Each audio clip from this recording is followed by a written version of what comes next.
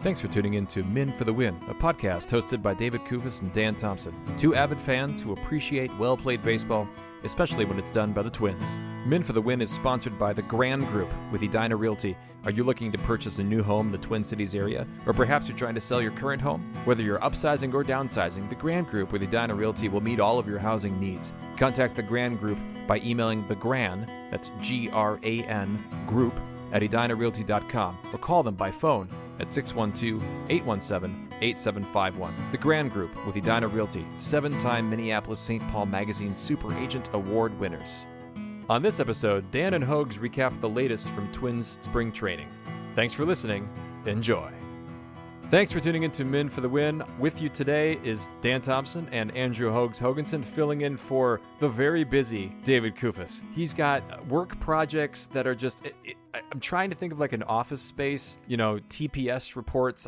Something that's going on with David where he's working like 90-hour weeks. And so this seemed like a perfect time for you to step in, Hoges. Well, see, I wanted to rip him about this, but I can't because I'm excited to actually be recording now, and I'm excited for the opportunity to talk about the Twins. But he's texting me about how busy he is at work. And so far this week, David, it is Tuesday night as we are recording this. I have worked 26 hours already this week. So I would love to see how much busier you are than me right now. But you know what? As we all know, my dedication to this podcast just rises above the rest, even the guy who watches every single minute of spring training, apparently. But I can't make fun of him too much. I'm happy to have this opportunity to record with you.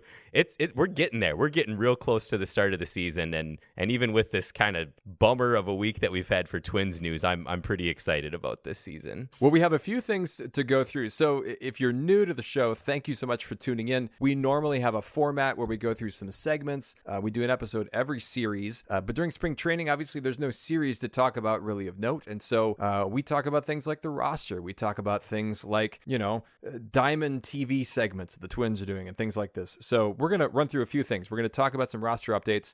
We're also then going to talk about some former Twins, or a former Twin and a Twin we wish was going to be a Twin, I guess is one way of saying it. And then we're going to double back and check in with Hoges on a few topics that he didn't get a chance to talk about the last couple weeks. And then finally, we've got a segment where we're going to kind of talk about our confidence levels in each kind of position group on the team. So that's where we'll wrap up. Hoges, we were talking before the show how, it seems like a day or two ago, we didn't really know what we were going to talk about. And then a whole bunch of things happened, Hoges, especially with the Twins pitching staff, which apparently is falling apart. Yeah, it's like they did a Monday news dump on us. Like I'm sitting there hard at work and I get a text from David and it's basically half of our pitching roster is broken right now. I mean, it was so disheartening to see. So the news that we've had so far is Duran, Thielbar, and Della Scala Rotini, or however you spell his name, are going to start the season on IL. And I actually don't know how to pronounce his name. Descalfani. I am not going to get that right. You won't need to, Hoges. It doesn't matter. He's barely going to play. He might be out for the season. And it's just such a bummer. I mean, we don't have that much depth. We'll get to it later. But I think one of the biggest things that I'm concerned about with this team this year is our starting rotation depth. We're at Varland already, right? Like we have to be. And the Duran and Thielbar ones don't seem as serious. Duran, it sounds like it's an oblique, and they're just shutting him down to be careful. It's nothing with his arm. And then Thielbar, I believe, was a hamstring is what it was that he had coming into spring training, and he's just not built up enough. And I don't think that one hurts as much because we did get left-handed pitching for that bullpen now. But man, it's tough to. And then Buxton too with the back soreness that we heard about, which everyone is saying that's not a big deal. But I mean, not to freak you out, have we heard that before with Buxton, that it's not that big of a deal and he won't be out that long? I mean, I'm not really brimming with confidence right now. Well, it's funny because, it's clear that Rocco Baldelli knows that fans are worried about Buxton being hurt, because immediately and reflexively he says, well, he did go bat after that in the cages or, something like that. And he wouldn't have done that if he was really super hurt. So we'll see. But you're right. I mean, Twins Twitter kind of exploded right away. The injury to Thielbar is just a little more worrisome just because it's been a lingering thing. He's also 37 years old and he's not nearly as young. And, he's more like our age, Hoges, where we don't recover from things in the same way that professionals do. Duran, anytime I hear oblique, now I think of the things that Royce Lewis has gone through and other guys. Obliques just are not, they can be finicky. And so I really hope they're cautionary. But the Desclafani piece. So Michael Rand, writing for the Star Tribune, he blogs for them and he also does, kind kind of a podcast. And he, I thought, had a really good point on his Randball where he talked about how the Twins need to stop trading for damaged pitchers. I'm not dead. And if you go back, his point is, the Twins have done a lot of really good things. But if you look guys like, Tyler Mahle, who didn't nearly contribute as much, Sam Dyson a couple times ago, Chris Paddock, I just think, and then they're not on the hook for a lot of money, but still $4 million for DeSclafani to not get probably any games out of him. That's intolerably expensive. And Polanco too. I mean, you lost Polanco. That counts in that trade too. Yeah, and I like Varland. Like, I think he's a solid fifth starter, but it just gets really hairy after that. I mean, we have Cantorino, who also they said is going to start the season on the IL down in AAA. Simeon Woods Richardson, who really hasn't impressed that much. And then what? Like, I really hope they are going after another guy if they really think he's going to be down for the year. But the thing about this is this is not a surprise. Like, he has been injury prone his entire career, specifically the last 2 years, and they knew going into this year that his elbow was screwed up. So this elbow soreness is like, well, duh. Like, of course that's what's happening. It makes me think of Michael Pineda a little bit, but the difference to me is when the Twins signed him a couple years ago it was like a 2-year, I think $20 million deal or something like that. But they knew he was hurt. Like, he was coming off of the surgery. He wasn't heading into the surgery. And the Paddock signing, like, we get, I think, in kind of a similar way, because starting pitching is at a premium, and Paddock looks like he's going to be okay. But the Mahle trade, when he's heading, it is a little bit irresponsible and a bit of a blind spot, as Rand said. I think you can't keep doing that. And I think it's irresponsible when the guys that you're relying on in your starting rotation have had issues. Like, Paddock is still a guy that we're counting on to go out there every fifth day. We still have a guy like Ober, who, I mean, I don't really know what happened last year, but are they trusting him to try to throw more than 150 innings this year? Like, and with Gray, how many innings we lost from Gray from last year? There are a lot of starting pitching innings that we are missing right now, and we're relying on some unproven prospects and some guys that are coming off of major surgery like Chris Paddock. So this one hurts. I wasn't exactly confident about him going into this year regardless, even if he was at full health, and now I mean, they have to go get someone. Well, one of the guys that we hoped they would get was Blake Snell, and now granted, he did sign an expensive deal, 2 years and $62 million with the Giants, but you could argue that the Twins could go spend that money. It's not like they can't go, and to me, that's a palatable deal because it's not one of those 4, 5, 6, 7 year mega deals that so often just don't work out for starting pitching. It's less than the Correa deal. I want to build a championship culture. It's less than the Correa deal that they took a flyer on, and it paid off rather handsomely for them. He's the reigning Cy Young winner, and he's won twice. Like, I mean, that is a steal to get a guy for $31 million. Because, I mean, you have to assume he's probably going to opt out after this year if he has a good year. And if he has a bad year, then whatever, you lose $62 million in 2 years. Granted, not my money, but $30 million is exactly the number that the Twins cut their payroll by this year. And that just feels like such a slap in the face to me because he would look so sexy in a Twins uniform, specifically with what we lost. And it's just so hard to see, like, they wouldn't have even had to commit to him long term. He's a 31-year-old reigning Cy Young winner. It blows my mind. Like, it frustrates me to no end that they can have the year that they had this year. And free agent contracts are so pushed down this year because everyone's afraid of spending. And apparently Boris is an awful agent now, I guess, that we're all learning. But he was right out there for them to go out and take the kind of deal that the Twins love. Short, a decent amount of money, but zero risk because there's zero term. And I knew they were never going to get him, but it still just frustrated me to no end yesterday seeing that news. But I think the real reason is obviously that Blake Snell wears number 4. Well, the Twins already have a number 4. Think of the Carlos Correa inventory they would have to buy up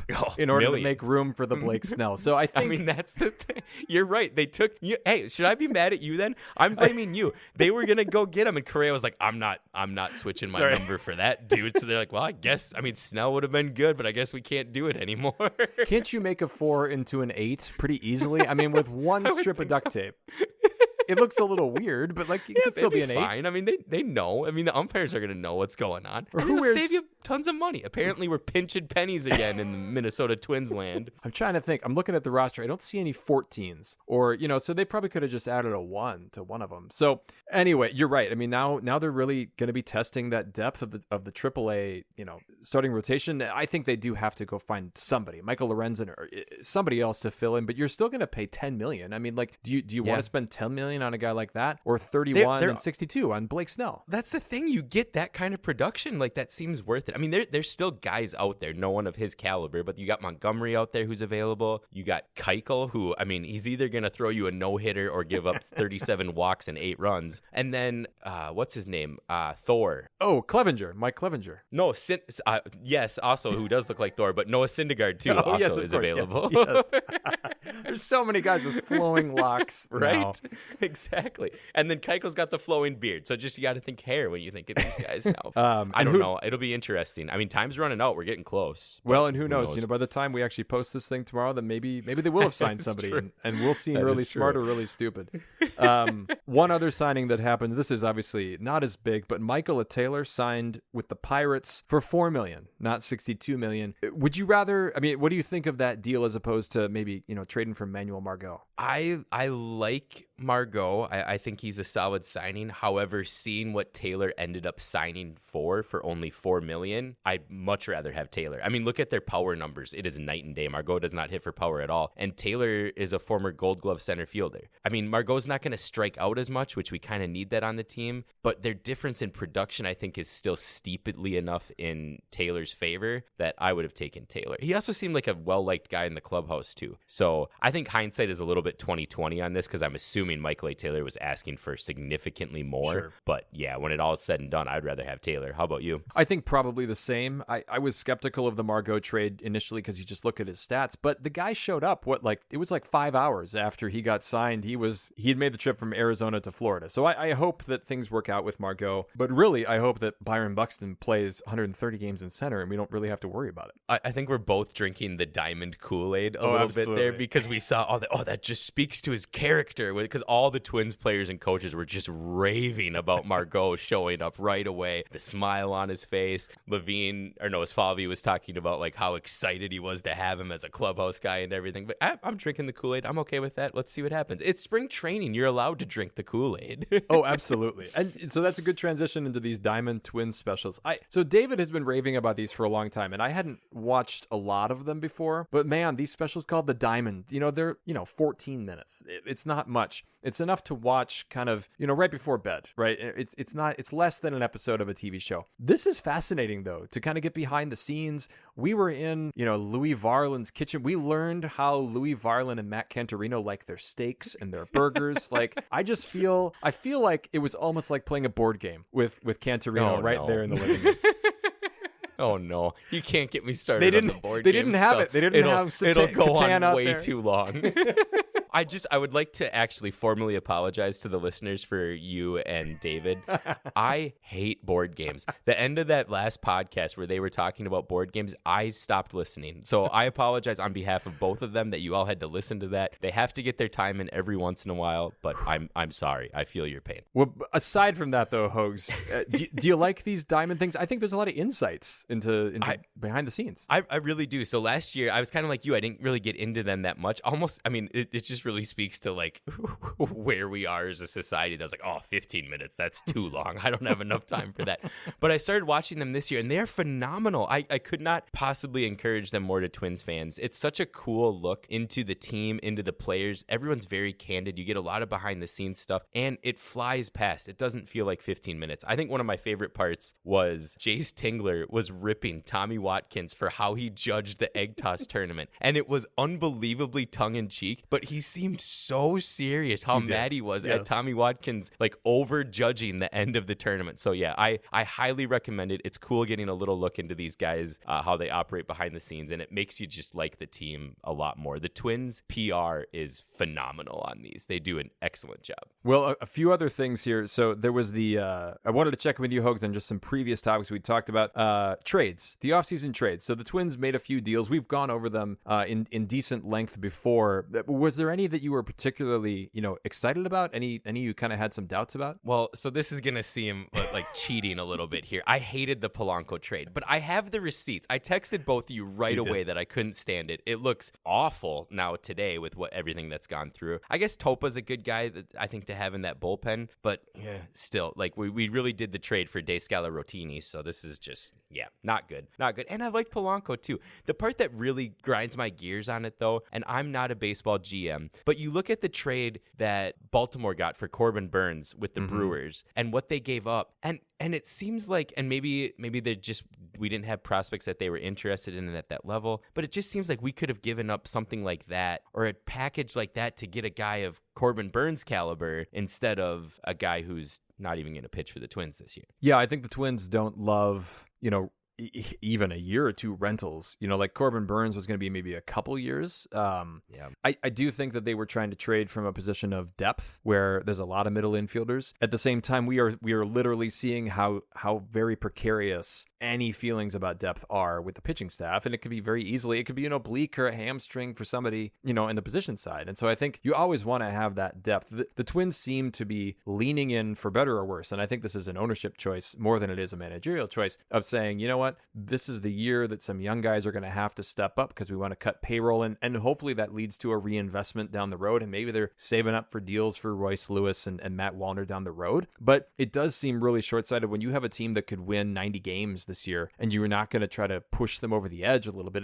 It's curious, and I think that trade kind of fits that pattern. I think we're allowed to criticize that, though, because, not to just continually crap on Joe Pohlad here, but he literally said he wants to be like the Rays. Well, this is what the Rays do. They're a few steps away from being phenomenal, and they trade and they bolster their young guys, and so they're always good, but they're never great. And I'd like to point out, they have never won a World Series, and they have 12,000 fans that come to every single game. So thank you, Joe Pohlad, for setting your sights on the Tampa Bay Rays. Sweet. That's where I want to be. Like, it's so frustrating. Like, he should have just shut his mouth. We already know they're cheap. But when you say stuff like that, you open yourself up to criticism. So here you go. There it is. I guess I would rather be compared to like the St. Louis Cardinals, who are kind of a similar-ish market. I think St. Louis is a smaller market than Minnesota, but you see the Cardinals go out and make deals for guys like Paul Goldschmidt and Nolan Arenado, and I get that that's a couple years ago now, but like they have won World Series. They dive into those talent pools when they can, and sometimes it works and sometimes it doesn't, but they do at least dive in.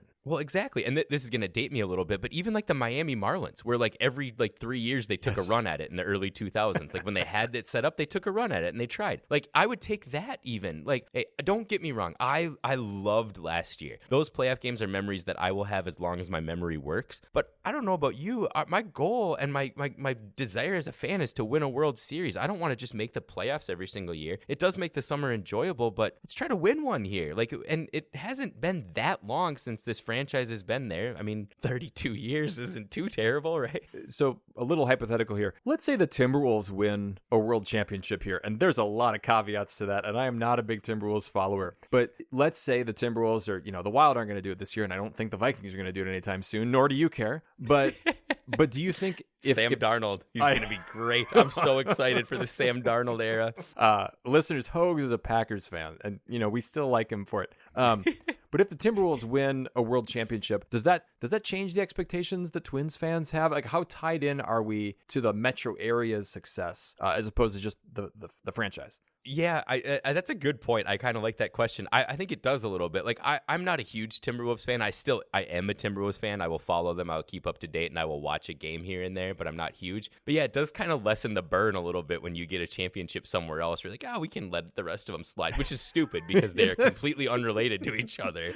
But yeah, I agree with that. It for sure is true. That's such a Minnesota response as I think through the question, I'm like, man, no. Like, Boston's not content. Denver's not content. All these other markets, they want all the championships. And we're like, well, we get one every 32 years. We'll take it. Okay. That's good enough. Oh, my gosh. I'm getting the fever, though. I'll be honest. Even with these latest couple injuries, it's like, let's get out there. You look at Buxton when he had those 2 triples that you guys were talking about, and how David said, like, the next day he wasn't like, I'm tired. That ended up kind of biting us in the back a little bit, but still, he was like, I want to start the season tomorrow. Like, that's how I feel right now. Like, let's get this moving. All right. Well, I wanted to move then to the segment that I thought this would be a fun one to do. And maybe this is something we can do every year, depending on how well this goes. But I wanted to talk through our confidence levels by group. And so I split the team into 6 categories. So I have starting pitching, relief pitching, infield, outfield, bench, and manager. And what I want to do, Hogs, is for you and I to kind of give a sense of which group we are least confident in and which one we are most confident in heading into this season. I don't think that'll overlap too much with our season preview episode, which should drop next week, kind of in anticipation of the opener, which, Hogs, is only a week away. It's wild. Like, honestly, I was supposed to go to the Twins have the season ticket holders that get to go to Target Field to watch the game. And I ended up getting tickets before I realized that I was gone, because I'm gone all week next week. And it was weird to me because I was like, wait, really? That's when it starts? It's next week that these games are starting? So yeah, it's really counting down. But what group are you feeling the worst about so far this year? It's tricky. And I think it changed a little bit. All of these rankings changed just a couple days ago, because I think that there's a lot of questions about everything except maybe one group. So I think probably where I have the most, doubts right now is in the bench. I get that there's a lot of flexibility there, but what I don't see, and if I could go through kind of just who these bench guys are. So right now I'm considering bench locks as Kyle Farmer, Willie Castro, Christian Vasquez, and Manuel Margot as kind of being the four guys that we think are going to be there. And I look at that list, and what I long for, honestly, is even more of a guy like Brooks Lee, where there's a little bit more potential. And David criticized me for this earlier and thinking, well, if Brooks Lee's going to be up, he's got to play every day. But nothing on that bench shouts out awesome in the way that I feel like, I don't know, maybe is my bar too high?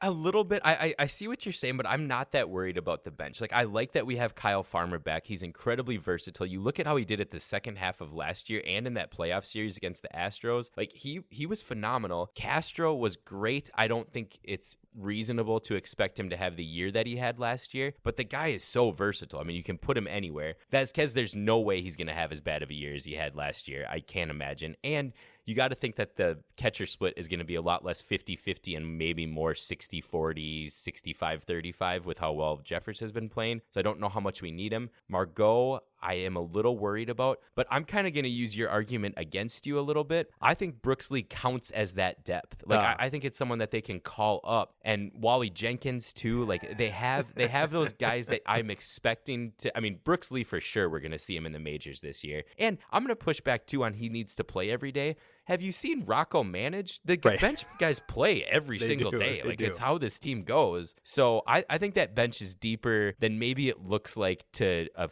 quick glance. Well, let me round up my bottom three, and then I'll give you a chance to give your bottom three and discuss. I'm going to say my fifth spot is starting pitching right now, because I think of the bottom depth, and I'll let you kind of pick up when you get to yours. And then managing I gave as the fourth spot because, and maybe this is because of that Diamond Twins thing, I'm sorry, but Rocco Baldelli's opening speech was not inspiring.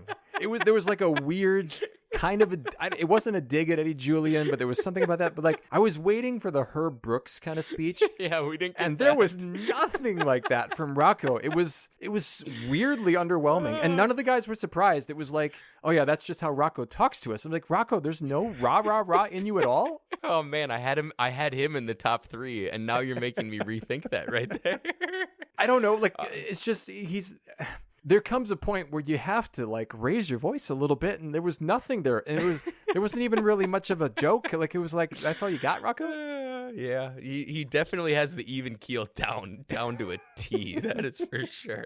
So what are your bottom three here? Well, my sixth place, I'm putting starting pitching. I am not as high as everyone else is on what this rotation is going to look like, because I don't think that the rotation that we're looking at right now with Lopez, Ryan, Ober, Paddock, and Varland is what we're going to see a month from now. Mm-hmm. Like, baseball just doesn't work like that. And I don't know if we have the depth. And I'm terrified that Lopez isn't going to be as great as he was last year. I mean, he was phenomenal last year. And if he drops off from that impacts us a lot because we don't have Gray anymore. Ryan, if he pitches like he did in the second half when he was having that groin issue, I hope that is the reason, but that still scares me. Ober is weirdly maybe the one I'm most confident in because I don't think his expectations have to be as high, and he's been incredibly consistent. Paddock I feel pretty good about, but the Twins are going to have a very short leash on him. And Varland is a fifth starter. So, and then after that, like we've already talked about, there's not a lot of depth. So I'm very worried about the starting pitching. If they go out and get a guy of like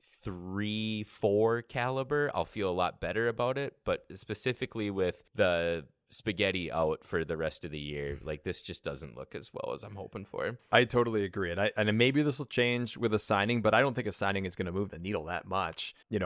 We'll see. Luckily, they don't need a fifth starter for a while here. They could stretch guys out a little bit, or I should say spread them out a little bit, just because of the way that the schedule works, unless they have to play into the rainouts and things like that. And some of those days. Who do you have fifth then? I think I'm going to put the outfield fifth, which feels dirty. Like it feels really bad. And I'm doing it, which I'm going to like kind of back up on my point about you. I'm doing it because of the lack of depth on the outfield, which doesn't make any sense. But hold with me here. Like I want to believe that Buxton's okay. This back stuff scares me a lot. It just does. I've been burned so many times before. I don't like it. I don't know if Kepler's going to be able to play as well as he did last year. I feel like he maybe caught lightning in a bottle a little bit and got back to his old form. I can just see him grounding out to the right side of the infield, and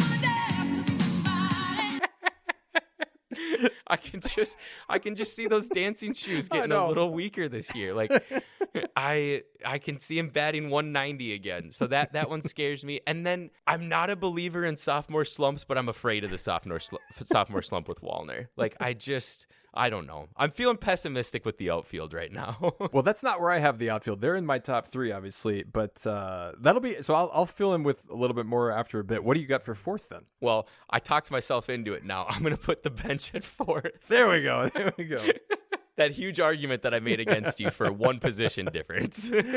Mostly for the reasons that you said. I can see that. I think Margot's a little bit weaker than Taylor would have been. To be honest, this ranking is more about how I feel about the other three. So sure, I'll get to that. Well, let's go with the top three. So for me, my third is the relief pitching, because even with Duran missing a little bit of time, he's the one whose injury I'm kind of least worried about right now. I think that they're being very cautious with that. Also with the cold weather in April, you don't want to ruin your closer for the year. But the Twins invested so much in this bullpen that I got to think that they know a little bit of what they're talking about. Now, this is the same front office that had a lot of faith in Emilio Pagan for a while, and we thought they were crazy, and then it ended up being like, I mean, he got a great free agent deal. So maybe this is like a delayed year, and maybe this should be the ranking next year, but they're my three. The outfield I actually have as number two for all the reasons that are against the ones that you said, right? So I'm drinking the Buxton Kool-Aid. I think Wallner's going to be fine. I think Kepler, obviously he's playing so loose and so happy, and,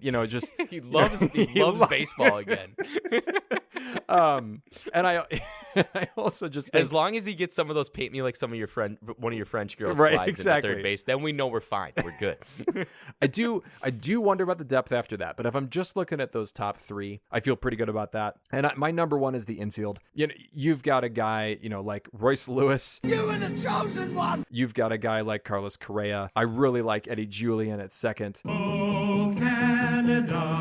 And I like the Santana-Kirilloff combo at first. It's just by far the most proven group on this team. So to me, they're a runaway number one. Yeah, I'll start from the top then, because I'm going to agree with you 100%. It's easily the infield. I think Correa being healthy this year and not having plantar fasciitis is going to help a lot. Royce Lewis, I'm so excited to see how that guy does. And I would like to push back a little bit here. David always makes fun of us for anointing him. He is the one who, like 2 games into last year when he hit his second grand slam, was like, oh, it's Kirby Puckett. So I'm a huge believer in hyperbole. I use it all the time. I believe in it. But David was the one who pushed this one here to start off with it. So David, I'm agreeing with you, but you are in the same boat as Dan and I.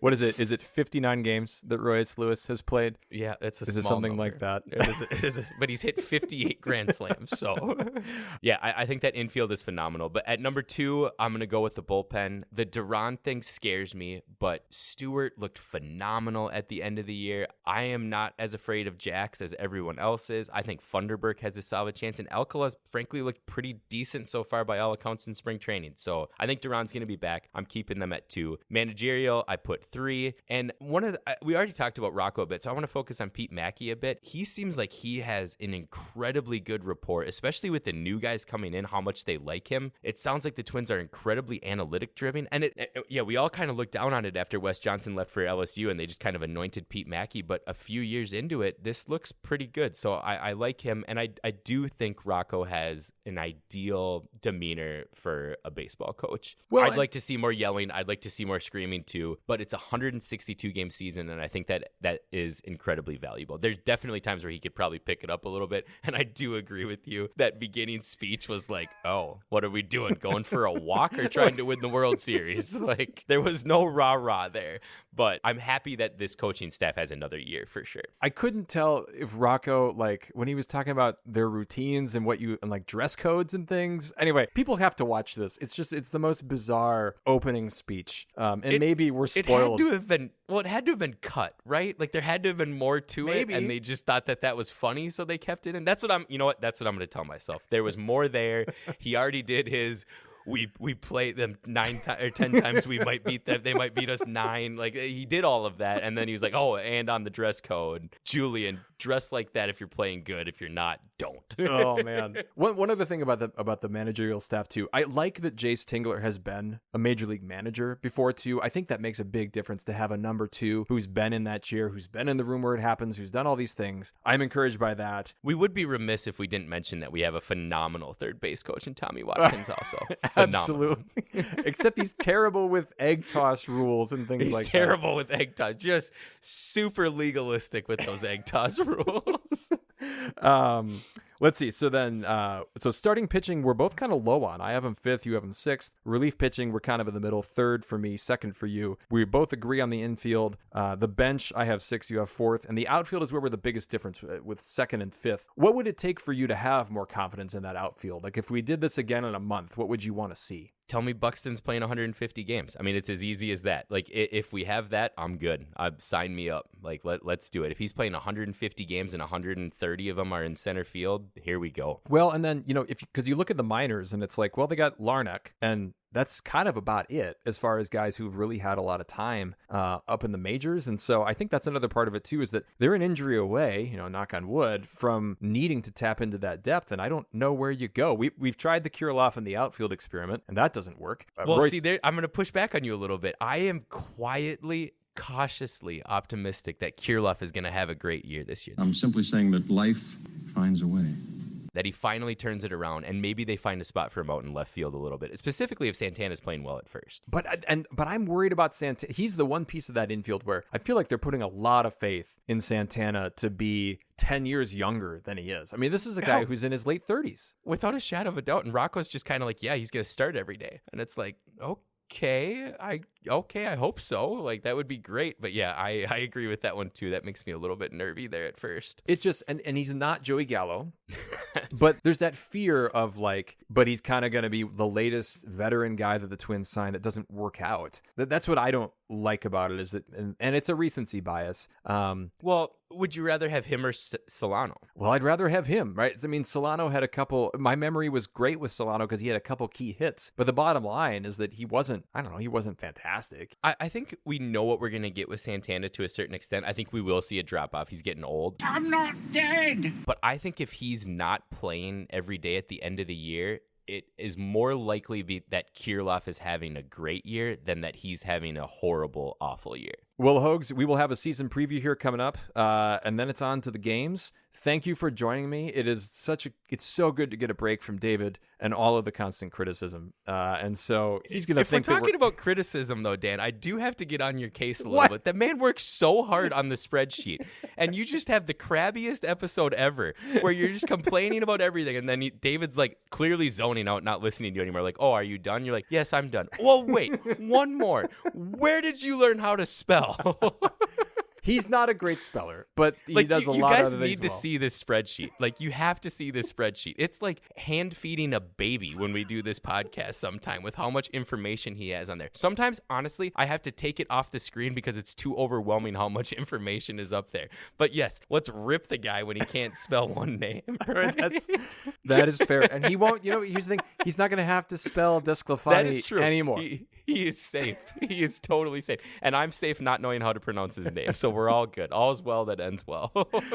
Well, folks, if you like what you hear, please tell a friend. You can follow us on X at Min for the Win. You can find our Min for the Win Facebook page. You can find us on Instagram as well. Make sure you're following us and you're subscribed to the podcast on your favorite platform so you're notified when new episodes are available. And if you could leave us a rating or a like, we would greatly appreciate it. If you'd like to support the show further, you can find us on Patreon. Thank you for listening, and as always, go Twins. That'll wrap up another episode of Men for the Win, a podcast hosted by David Kufis and Dan Thompson, two avid fans who appreciate well-played baseball, especially when it's done by the Twins. Thanks so much for listening, and as always, go Twins.